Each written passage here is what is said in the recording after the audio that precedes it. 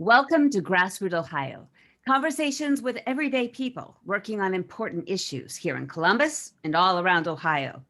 I'm Carolyn Harding, and today I'm talking with Joan VanBecelaere and Kristen Beiries, organizers with Our Voices Together, a growing coalition of grassroots organizations that support justice and our First Amendment right to peacefully protest.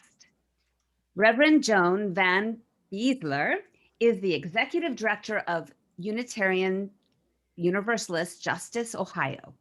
This past election season, she also directed Ohio UU, the vote, and was chair of the registration team of the nonpartisan Ohio Voter Outreach Committee. Before working for UUJO, she worked as UUA staff and was vice president for student services at LLIFF School of Theology in Denver, Colorado.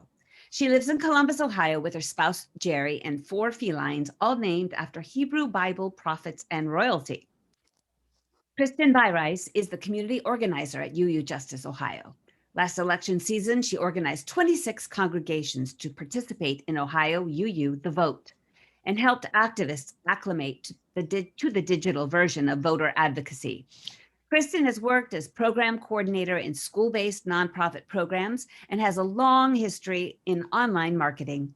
She volunteers as a hike leader in local metro parks, sings in choirs and musical theater, leads a Facebook group of almost 1,000 activists, and has been organizing since 2016. Kristen and her husband live in the Dayton area with their feline friend, Hobbs. All right, my friends. I would like to list the growing coalition you have spearheaded so far: Faith in Public Life, Greenpeace, Interreligious Task Force, Ohio Council of Churches, Ohio Poor People's Campaign, Planned Parenthood, Accomplices of Dayton Area, Buckeye Environmental Network, Crazy Faith Ministries, Columbus Mennonite Church, Religious Coalition for Reproductive Choice, First Unitarian Universalist Church of Columbus, Higher Bar Productions, Innovation Ohio, Kihilat Sukkot Shalom, Motherful, Ohio Organizing Collaborative, Ohio River Valley Institute, Ohio Votes, Ohio Women's Alliance, Opal, Organize Ohio, Our Revolution Ohio, Surge Ohio, UUJO, Weigh the Facts, People's Justice Project, Urge, Piper Fund, Interfaith Power and Light, and Coshocton Environmental and Community Awareness, and Pinkston Law. ACLU is a resource partner. Sierra Club and Equality Ohio are also interested in joining the coalition. So, that's a lot of coalition. And it keeps growing. It does. It's huge. And Reverend Joan, I see you're a reverend, and there are a lot of faith-based groups in this coalition. Can you tell us why? Well, for many of us in the faith community, we know that our basic democracy, our rights of freedom of assembly and freedom of speech are dear to us, and they're under attack from these multiple bills that are in the State House right now. It's a religious duty for many of us to uphold the worth and dignity of individuals, and the way we do that in our society and hear our voices and enable one another to speak truth to power is with these freedoms of assembly and freedoms of speech. So of course we're going to be upholding that. And we're going to be working together in this coalition to hold a big statewide action on Saturday, April 10th to raise awareness about the anti-democratic bills that are in the State House right now. And we're going to say more about that later. And personally, some of the strongest activists I've met in Central Ohio come from faith-based backgrounds, whether it's Christian-based or Muslim or Jewish or Wiccan, people that have strong feelings of justice and care for the world. How about you, Kristen? Want to weigh in on that one?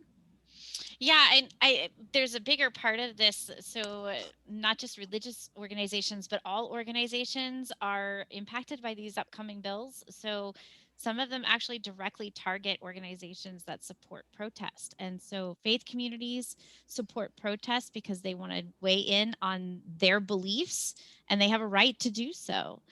However, these bills threaten financial and legal trouble for organizations who support that kind of activity. So let's go into these bills. What's going on in Ohio with these anti-protest bills? Let's start with you, Joan. Sure. We're seeing now an anti-democratic, an anti-democracy spirit rising in a lot of conservative circles in our country right now. And of course, we see it in the anti-voter laws that are in Georgia and the anti-voter bills in Texas and Florida, and a number of other places. But we're also seeing it with these anti-democracy, anti-protest bills and laws springing up in other parts of the country. There are laws that ban protest at infrastructure sites like oil and gas and power plants and such in North and South Dakota and Louisiana and 26 different states, including Ohio. And we see stories about the bills being considered now in Florida. There's a total of 219 anti-protest bills being considered right now nationwide. And this push to put a chill on all forms of public protest and public witness, on our streets or sidewalks and government property is expanding with these 4 new bills in Ohio. And let me just say a word about these. Now, the first of the major anti-protest bills came about 2 years ago. A little history here. They were written to penalize with felonies and these incredibly harsh fines any person or any organization that protested or supported protest at critical infrastructure sites, which were defined as anything from nuclear power plants to telephone poles. But the bills were really designed to stop any kind of oil or gas or fracking protests like the ones that happened at Standing Rock. Mm-hmm. Some typical felonies included trespass on a site or blocking a road with the site or marking even temporarily any pipe or equipment. And there were these huge fines. An organization like mine, if we supported a protest, could have up to $100,000 in fine in Ohio. So that definitely gives nonprofits and organizations a pause before we do any public witness work. But in Ohio, once they passed this version of the oil and gas infrastructure anti-protest bill that passed December, it was during the lame duck session on the very last day. And the governor signed it at the very last minute, despite hundreds of opposition testimonies and thousands of petitions and signatures and letters. But they signed this, and it goes into effect next week. But once they saw that this thing passed, and it was a success, Ohio legislators created a new expanded set of anti-protest bills to chill and prevent protest anywhere, anytime, by anybody, for any reason. And this is why the coalition is so huge. We all have a stake in this. And Kristen will tell you more about these in a minute here. Because these new anti-protest bills, and the ones like it in Florida, are coming in under names that sound like they're focused on protecting the police. But when you read the bills and you hear the testimonies of the sponsors, you know that they were designed to stop any kind of freedom protest or public civil rights protest like the ones we saw last summer in Ohio cities and all over the US. And as the Ohio sponsors were actually presenting one of these, House Bill 109, they spoke about their fear of the angry young people in the streets. I mean, I was appalled. And we know that these angry young people were Black and brown and some white. The sponsors also, quite frankly, had this very poor understanding, kind of like a Hallmark greeting card understanding. And that's an insult to Hallmark greeting cards. But of the understanding of Dr. Martin Luther King Jr. They said that he would have not approved of the young people in the streets last summer because he, quote, preached peace and just wanted everyone to get along. I can see that they have never read or listened to one of Dr. King's books or speeches. And we have 4 of these bills right now here in Ohio to complement that original infrastructure one. And individually, these bills are really problematic, but taken together, they're designed to impede and chill all forms of public protest in Ohio. So if Senate Bill 33 was the great beast of the apocalypse, these 4 new ones are the 4 horsemen of the apocalypse, designed to make individuals and organizations think 2, 3, even 4 times before engaging in any kind of public witness work, which is what they want. Let's go on. Thank you, Joan. Kristen, talk about these 4 different bills and kind of lay them out. What if passed, what would happen to individuals and to groups? Yeah, so there's 2 large bills that are very similar to SB 33, SB 16 and HB 109. So there's one in the House and one in the Senate in the state of Ohio right now that are the larger bills that are all encompassing for protest. So both of them have very similar language in them. And the big things to think about here are a lot of things that we normally do in protest that we normally don't get permitted, that we just go out and do, go from being a misdemeanor to a felony charge, or they go from something like $250 fine to a $10,000 fine.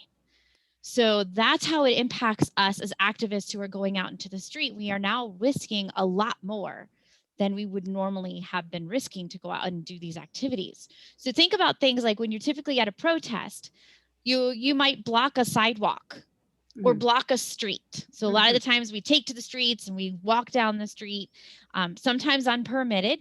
We just go and do it, right? To make a point, to get our point across. The whole reason we protest is because we're not being listened to.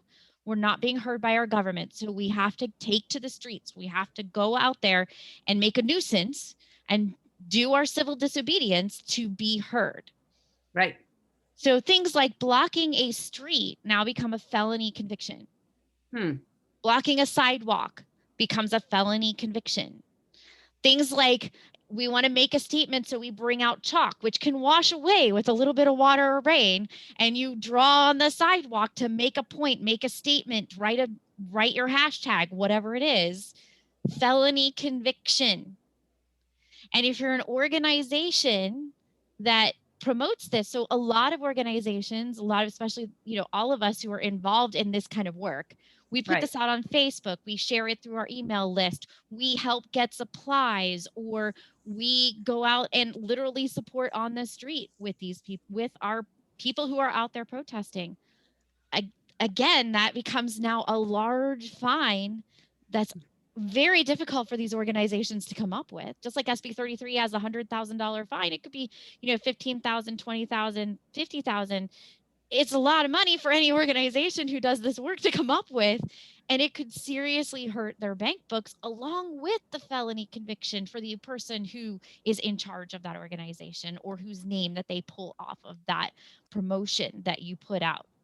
So there's a huge risk that is put on the docket now for anybody who wants to organize in Ohio if these go through. SB 16 and HB 109, all of those things are included in those bills, all of it.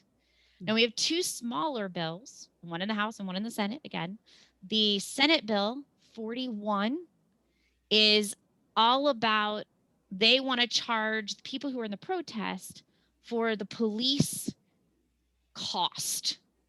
So if you are out there and it goes violent, now anybody who's involved in that protest could be held responsible for the cost of the policing of that protest.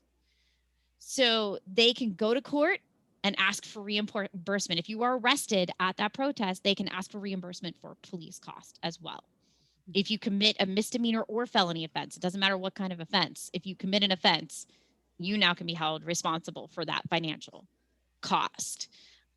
So that's SB 41. And then there's HB 22, which is about not following directions of the police. It's about they mentioned throwing substances, so you're diverting attention. So the thing is about the police are in the middle of their duty, they're trying to arrest someone, and you're diverting their attention. So if you are diverting their attention, it could be an annoyance. So my sign says something that's negative and that annoys the police officer, that could be an arrestable offense now. So you throw a substance at the police officers and it doesn't name what that substance might be. Any substance. So if you've ever been to a pride parade, you've seen glitter thrown all over the place. Glitter, streamers, it all goes out, and it could end up on the police. And if it ends up on the police, that could now be a felony offense. You could be arrested for that. Like, I mean, bubbles, like all these things. It's just people, they're just trying to put in these laws that are so difficult for us to abide by, to make it hard for us to even want to go out there and have a little fun during our protest. And those are the 4 bills that are up.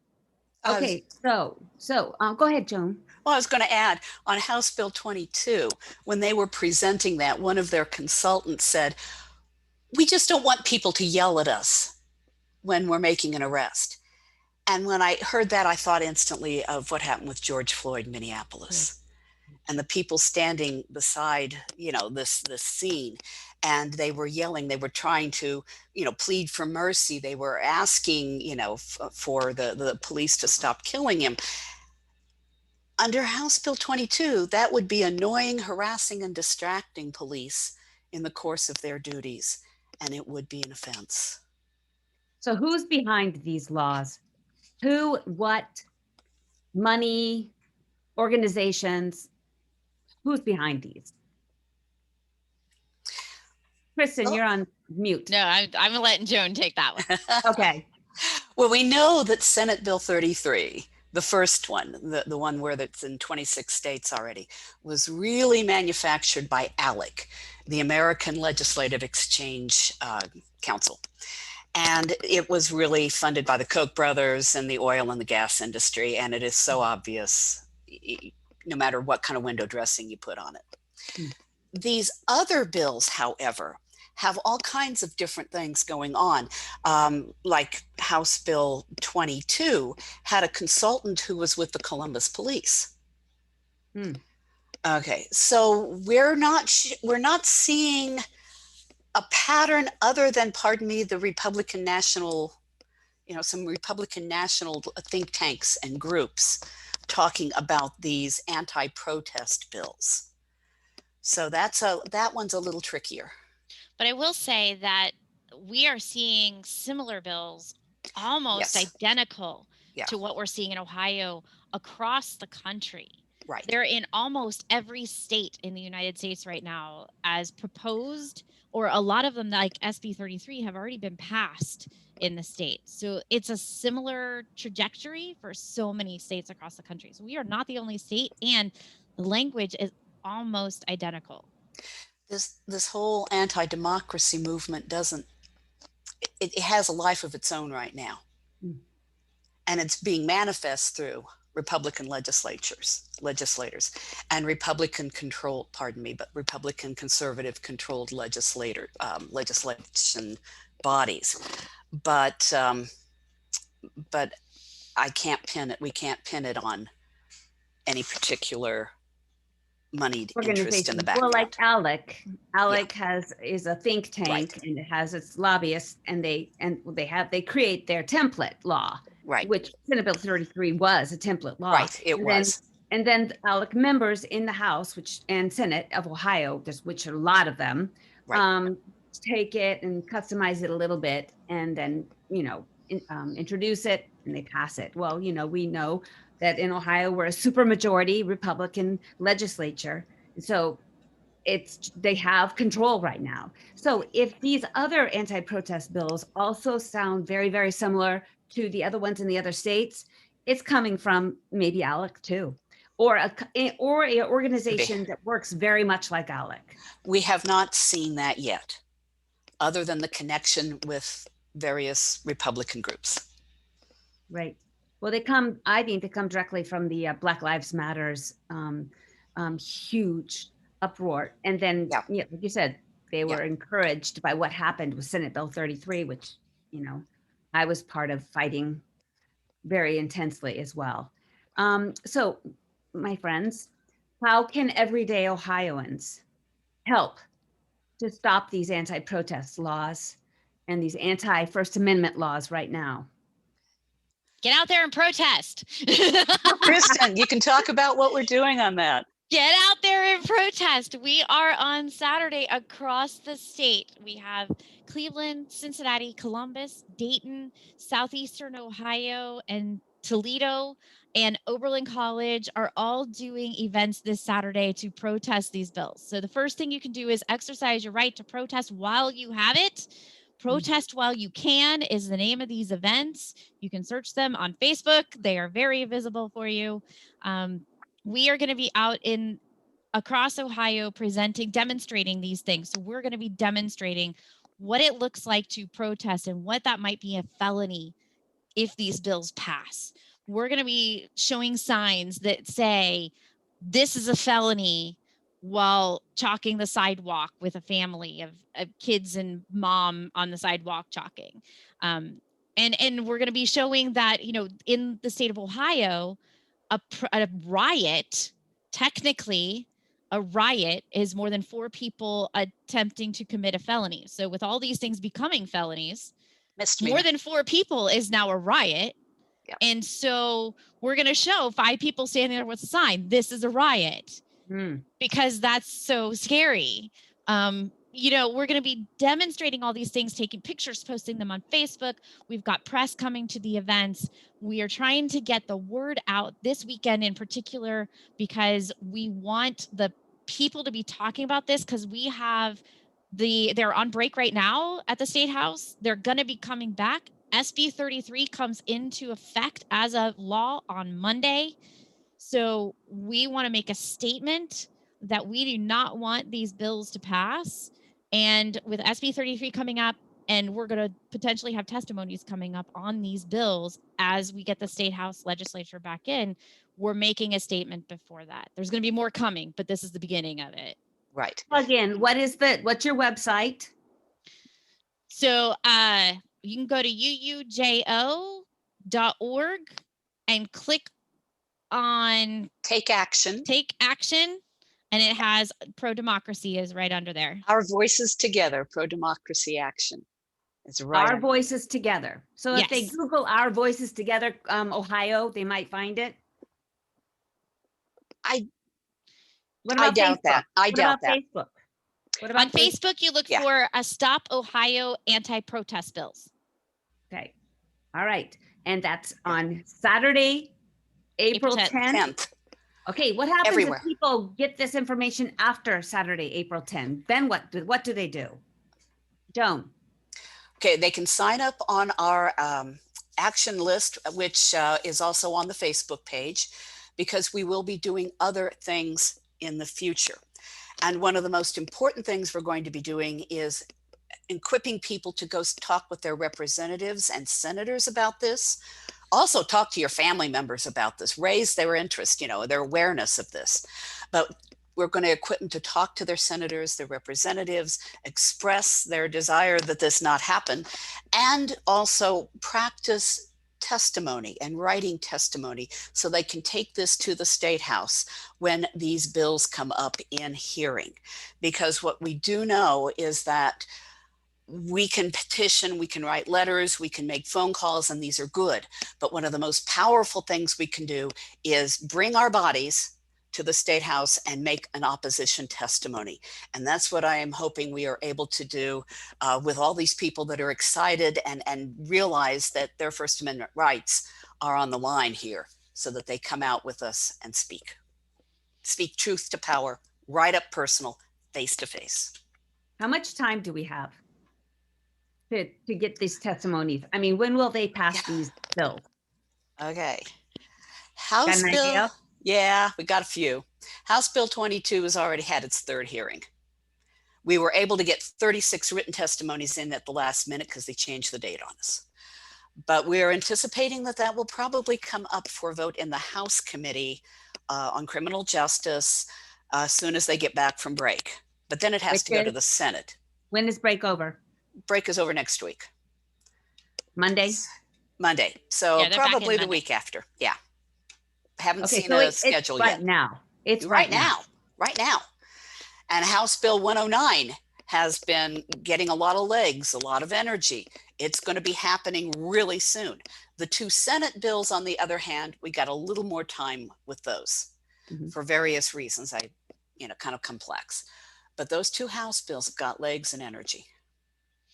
And the action list, that's why the action list is really important, because if you sign up for our action list, you'll find out when these are coming up. We recommend that everybody start writing testimony right now and getting that testimony ready so that they can go in. And we do have a toolkit on our website that will help you write those. So if you need help, we have it. And the thing is that we're going to know like Friday, and that testimony is going to, you're going to have to be in the State House on Tuesday, Wednesday, or Thursday. So it's going to be quick. We aren't going to have a lot of notice, and it's going to be quick. So getting on the list is the way that you can find out immediately. As soon as we hear on Friday, we're sending an email out as to this is what's up on the docket this week. This is the time that your testimony needs to be submitted. This is when you need to be at the State House in order to testify. Okay, Kristen, how do people reach you again? So look for our website on uujo.org. Again? uujo.org. Good. And then also look at us up on Facebook under Stop Ohio Protest Bills.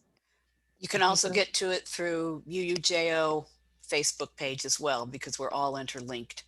And we also have an information email address, info@uujo.org. Okay, so if what is your number one ask of the folks that are listening to this radio and podcast, YouTube as well? What's your number one ask today, Kristen? Write your testimony, sign up for the action list. How long does the testimony need to be? 3 minutes. 3 minutes. Okay. How about you, Joan? I'm a preacher.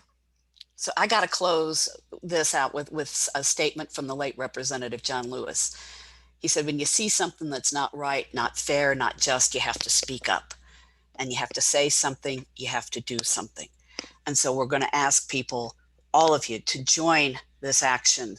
Sign up on our action list so that you can do something, so that you can say something about this. And protest with us on Saturday. There's an online option if you don't want to be in person. So protest with us Saturday. Many cities and an online option to boot. I got my start by my first testimony protecting water. So it's if you're on the edge or on the fence, jump in, write your testimony, and let's protect our First Amendment rights. Thank you. Thank you. Thank you.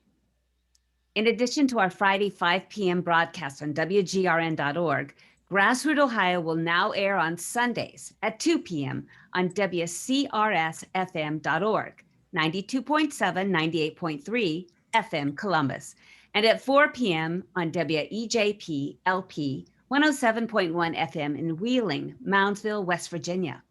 You can also find us on SoundCloud, Apple Podcast, Spotify, YouTube, Facebook, and Instagram. Thanks for joining us.